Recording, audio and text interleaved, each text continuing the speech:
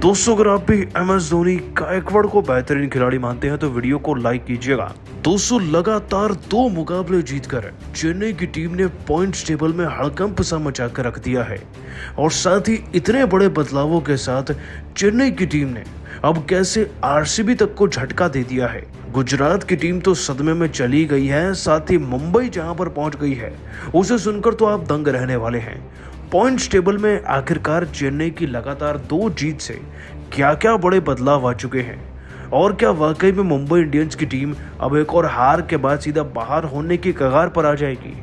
Points table में किसकी क्या हालत है, कितने अंक है, कितना नेट रन रेट है, आपको सब कुछ इस वीडियो के जरिए बताएंगे। लेकिन उससे पहले आप सभी को क्या लगता है, रोहित और पांड्या और धोनी में सबसे बेहतर खिलाड़ी, सबसे बेहतर कप्तान कौन है, नीचे कमेंट कीजिएगा। दोस्तों IPL 2024 का एक और रोंगटे खड़े कर देने वाला मुकाबला चेन्नई और गुजरात की टीम के बीच में चेन्नई के घर में खेला गया। अब तक इस IPL में हमने देखा कि चेन्नई की टीम ने RCB को हराया और अब अपना दूसरा युद्ध लड़ने गुजरात से अपने ही घर में मौजूद हुई थी। उधर गुजरात की टीम भी दोस्तों मुंबई को हरा कर आ रही थी। अपना होमवर्क तो पूरा कर लिया था शुभमन गिल ने, लेकिन जब सवाल ही आउट ऑफ द सिलेबस आने वाले थे तो धोनी के सामने उनकी भला कैसे चल जाती। और दोस्तों फिर शुरू हुआ ये मुकाबला चेन्नई के चेपॉक के मैदान में। जैसे ही दोस्तों मुकाबला शुरू होता है वैसे ही मैदान में गड़गड़ाहट धोनी नाम की सुनाई देने लगती है। खैर कप्तान ऋतुराज गायकवाड़ टॉस हार जाते हैं, शुभमन गिल टॉस जीते हैं, गेंदबाजी चुनते हैं, इस बात से बेखबर के मैदान तो दूसरों का है और दूसरे क्या कुछ करने का दम रखते हैं। जब तक दोस्तों ऋतुराज गायकवाड़ की 40 से ज्यादा रन की पारी निकल कर नहीं आई ना, तब तक दोस्तों शुभमन गिल की हवाइयां नहीं उड़ी थी और सचिन रविंद्र ने तो 20 में 46 रन ही ठोक दी। और शिवम दुबे का क्या कहना, 21 गेंदों में 50 से ज्यादा रन बनाकर गया, ये मैन ऑफ द मैच बना खिलाड़ी। 208 रन का टारगेट गुजरात को दिया था और दोस्तों गुजरात की टीम चाहे कितनी ताकतवर क्यों ना हो, 208 का टारगेट चेस करना था, वो भी धोनी के सामने। अब बाज क्या गया, बाजी कैसे मारेंगे।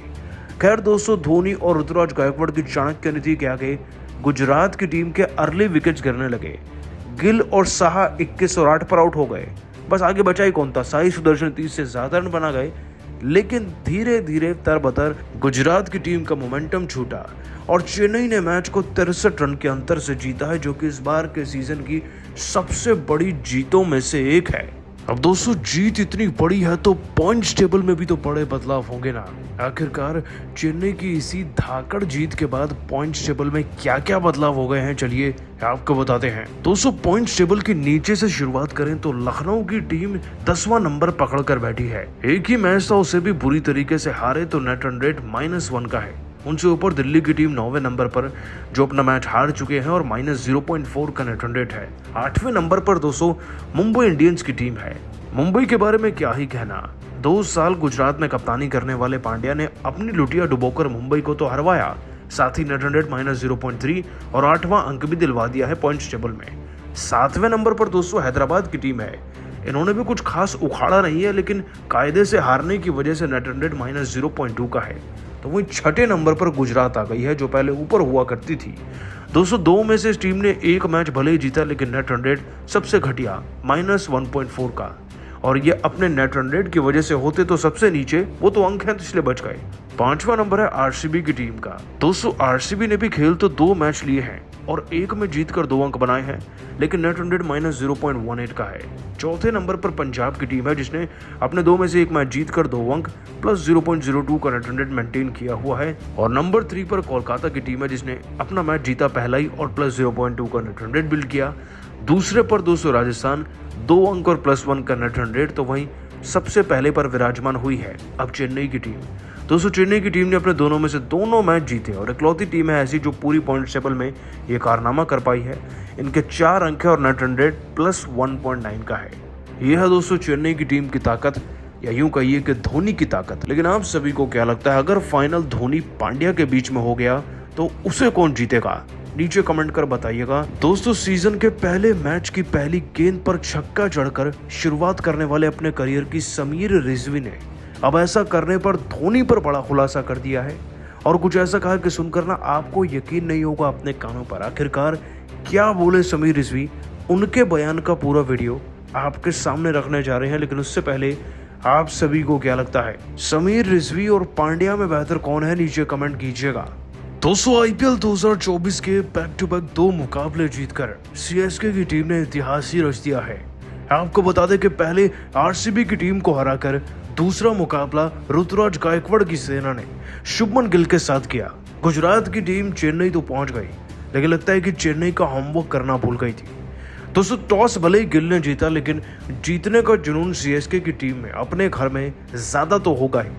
टॉस जीतकर गिल ने चुनी पहले गेंदबाजी, लेकिन इसी गेंदबाजी के जवाब में सीएसके के खिलाड़ियों की दहाड़ इतनी ज्यादा तेज थी कि दोस्तों गुजरात की टीम बुरी तरीके से डर चुकी थी, बौखला चुकी थी, क्योंकि सबने इतनी खतरनाक बल्लेबाजी कर दी कि मैच में चेन्नई की टीम की जीत तो वहीं मुकर्रर हो गई थी। कप्तान ऋतुराज गायकवाड़ बड़ी तेज तर्रार 40 से ज्यादा रन की पारी खेल गए। उधर सचिन रविंद्र के बारे में तो पूछिए मत, 20 गेंदों में 46 रन ठोक कर गया ये खिलाड़ी।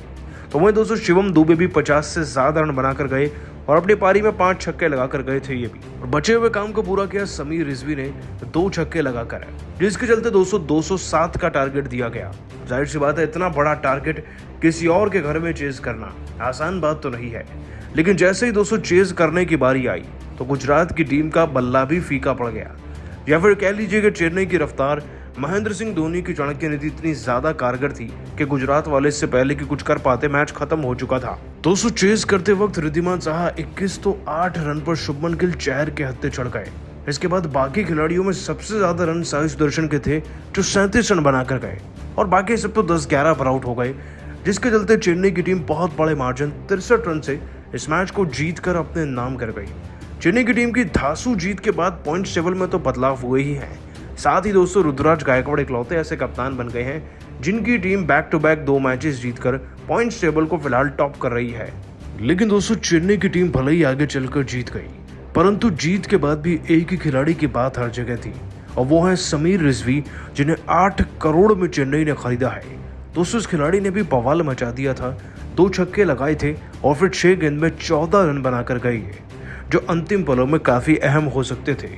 हालांकि दोस्तों समीर रिजवी ने खुलासा कर दिया है कि आखिरकार उन्होंने ऐसे छक्का लगाकर ही क्यों सीजन की शुरुआत करी, और इसमें धोनी भी शामिल थे उनके बयान में। उन्होंने जो कहा वो सुनकर आप भी तंग रहने वाले हैं। दोस्तों, आपको बता दें कि समीर रिजवी ने अपने बयान में खास तौर पर धोनी को मेंशन करते हुए कहा, चेन्नई जैसी टीम के लिए खेलना अपने आप में किसी सपने से कम नहीं है। सच बताऊं तो यकीन नहीं हुआ था जिस दिन मुझे चेन्नई के लिए खरीदा गया, और धोनी भाई ने मुझे पहले ही बता दिया था कि मैं स्क्वाड का हिस्सा भी बनूंगा और मिडिल ऑर्डर के फिनिशर के लिए वो मुझे देख रहे हैं। बस फिनिशर का रोल उन्हें मुझसे एक्सपेक्ट था और मुझे वही रोल अदा करना था। जैसे उन्होंने बताया, जैसा उन्होंने सिखाया, आज तक किसी कोच किसी खिलाड़ी को मैंने ऐसी टेक्निक्स लगाते नहीं देखा। धोनी भाई वाकई में वक्त से आगे की सोचते हैं, और इसीलिए जब मुझे फिनिश ही करना था तो क्यों ना पहली गेंद से उसकी शुरुआत हो जाए। एक फिनिशर को गेंदें बहुत कम मिलती हैं और उसका सबसे अहम इस्तेमाल उन पर बड़े शॉट्स लगाकर किया जाता है, ये धोनी भाई ने ही सिखाया है। इसीलिए पहली गेंद पर छक्का चढ़ा और अंतिम गेंद तक यही प्रयास था बस मेरा। ये टूर्नामेंट मुझे धोनी भाई के लिए जीतना है टीम के साथ मिलकर। दोस्तों, रिजवी का बयान वाकई में दिल छूने वाला है, लेकिन आप सभी को क्या लगता है, क्या समीर रिजवी को आगे चलकर इंडियन टीम में भी मौका देना चाहिए? आपका जवाब नीचे कमेंट कीजिएगा। दोस्तों, आईपीएल 2024 के बैक टू बैक 2 मुकाबले जीतकर सीएसके की टीम ने इतिहास ही रच दिया है। आपको बता दें कि पहले आरसीबी की टीम को हराकर दूसरा मुकाबला ऋतुराज गायकवाड़ की सेना ने शुभमन गिल के साथ किया। गुजरात की टीम चेन्नई तो पहुंच गई, लेकिन लगता है कि चेन्नई का होमवर्क करना भूल गई थी। दोस्तों, टॉस भले ही गिल ने जीता, लेकिन जीतने का जुनून सीएसके की टीम में अपने घर में ज्यादा तो होगा ही। टॉस जीतकर गिल ने चुनी पहले गेंदबाजी, लेकिन इसी गेंदबाजी के जवाब में सीएसके के खिलाड़ियों की दहाड़ इतनी ज्यादा तेज थी कि दोस्तों गुजरात की टीम बुरी तरीके से डर चुकी थी, बौखला चुकी थी, क्योंकि सबने इतनी खतरनाक बल्लेबाजी कर दी कि मैच में चेन्नई की टीम की जीत तो वहीं मुकर्रर हो गई थी। कप्तान ऋतुराज गायकवाड़ बड़ी तेज तर्रार 40 से ज्यादा रन की पारी खेल गए।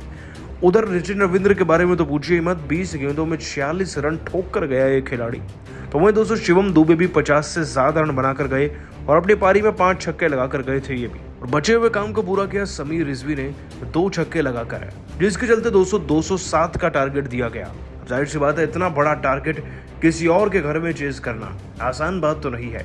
लेकिन जैसे ही 200 चेज करने की बारी आई तो गुजरात की टीम का बल्ला भी फीका पड़ गया, या फिर कह लीजिए कि चेन्नई की रफ्तार महेंद्र सिंह धोनी की चाणक्य नीति इतनी ज्यादा कारगर थी कि गुजरात वाले इससे पहले कि कुछ कर पाते मैच खत्म हो चुका था। दोस्तों चेस करते वक्त रिद्धिमान साहा 21 तो 8 रन पर शुभमन गिल चहर के हत्थे चढ़ गए।